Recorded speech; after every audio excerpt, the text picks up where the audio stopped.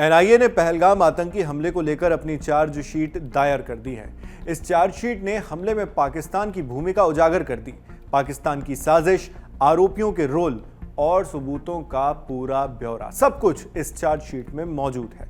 इसे लश्कर तैयबा यानी एलईटी और द रेजिस्टेंस फ्रंट यानी टीआरएफ के खिलाफ कानूनी इकाई यानी लीगल एंटिटी के तौर पर दाखिल किया गया, यानी उन्हें लीगल एंटिटी मानते हुए एनआईए ने दावा किया है कि इन्हीं संगठनों ने पहलगाम टेरर अटैक की प्लानिंग को एग्जीक्यूट करने यानी अंजाम देने और उसका पूरा बंदोबस्त करने में एक बड़ा रोल निभाया। 22 अप्रैल 2025 को हुए इस हमले में 26 लोगों की हत्या कर दी गई थी। फिर इसकी जांच का जिम्मा नेशनल इन्वेस्टिगेशन एजेंसी यानी एनआईए को दिया गया। पहलगाम में हुए इस कायराना आतंकी हमले के लगभग 8 महीने बीतने के बाद एनआईए ने यह चार्जशीट दाखिल कर दी।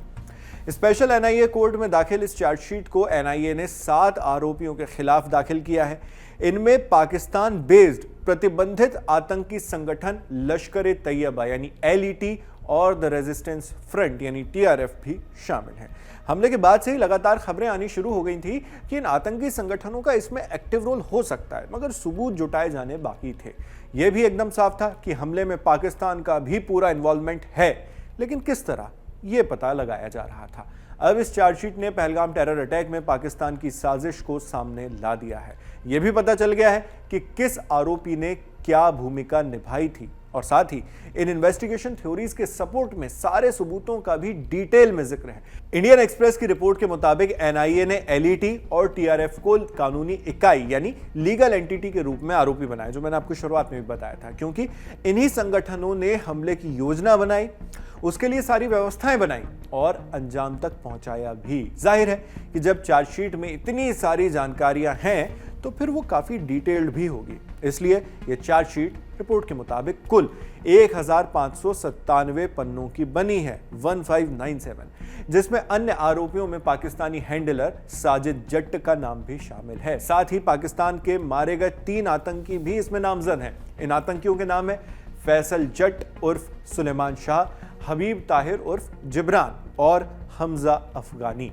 इंडियन एक्सप्रेस में आई अरुण शर्मा और नवीद इकबाल की रिपोर्ट के मुताबिक ये तीनों आतंकी इसी साल जुलाई में श्रीनगर के बाहरी इलाके डाचीगाम में मारे गए थे। सुरक्षा बलों ने उन्हें ऑपरेशन महादेव के दौरान डाचीगाम के जंगलों में मार गिराया था। इन तीनों के साथ साथ एलईटी और टीआरएफ को भी आरोपी बनाया गया है और इन 5 ही आरोपियों के खिलाफ भारतीय न्याय संहिता यानी बीएनएस की और आर्म्स एक्ट 1959 1959 और अनलॉफुल एक्टिविटीज प्रिवेंशन एक्ट 1967 यानी 1967 यूएपीए के तहत आरोप तय किए गए हैं। ये तीनों कानून यहां पर लगाए गए हैं, यानी बीएनएस भी लगाया गया है, आर्म्स एक्ट 1959 भी लगाया गया है और यूएपीए 1967 भी यहां पर लगाया गया है। उनके तहत आरोप तय किए गए हैं।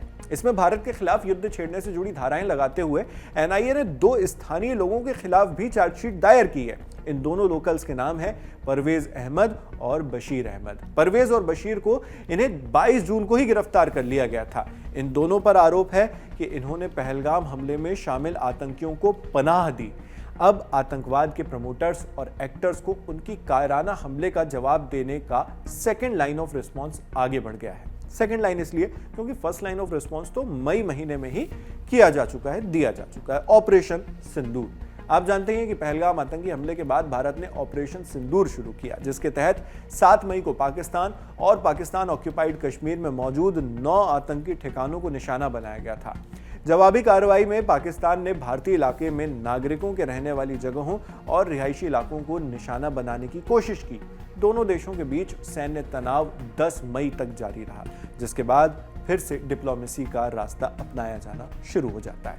मगर ऐसा नहीं था कि हमले के जवाब को लेकर कार्यवाही शांत तो हो गई हो।